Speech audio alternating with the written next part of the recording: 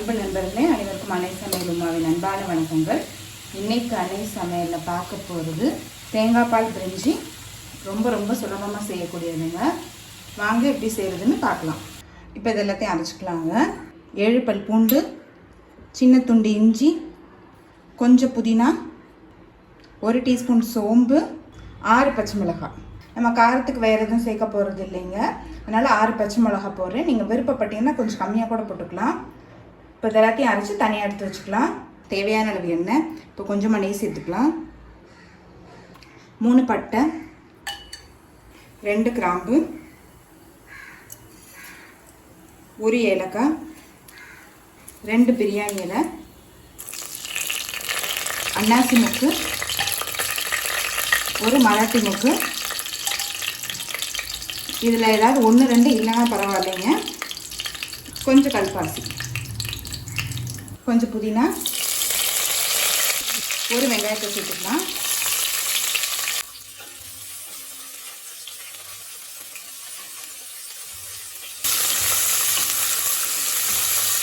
ஒரு தக்காளி,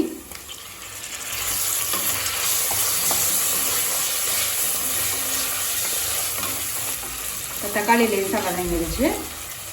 இப்போ நம்ம அரைச்சி வச்சுருக்க மசாலாவை இதில் சேர்த்துக்கலாம்.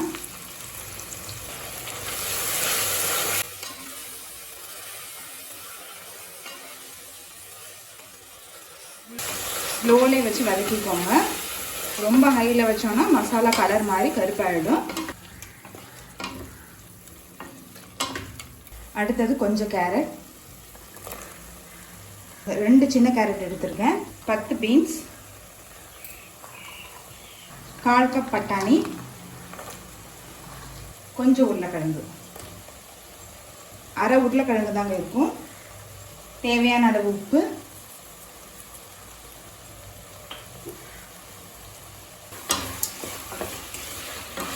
எல்லாத்தையும் சேர்த்துட்டு நல்லா வதக்கி வைக்கலாங்க.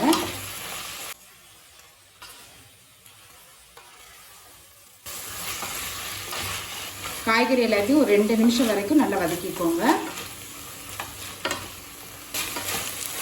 இப்போ காய்கறி எல்லாத்தையுமே நல்லா வதக்கியாச்சுங்க. இப்போ அடுத்தது 3 கப் தேங்காய் பால் சேர்த்துக்கலாம்.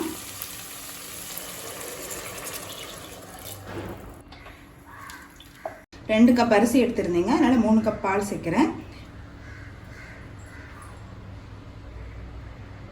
இப்போ அடுத்தது இதில் அரிசி சேர்த்துக்கலாங்க.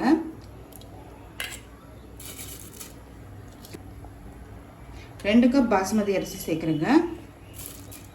நீங்கள் விருப்பப்பட்டீங்கன்னா பச்சரிசியில் கூட பண்ணிக்கலாம்.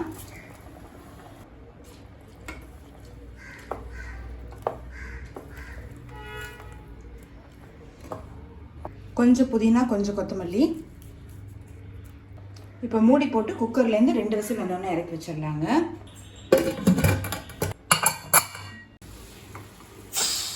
இப்போ குக்கர்லேருந்து 2 விசில் வந்துருச்சுங்க. இப்போ கொஞ்சமாக நெய் சேர்த்துக்கலாம், கொஞ்சம் கொத்தமல்லி, இது மெதுவாக கலரிக்கலாம்.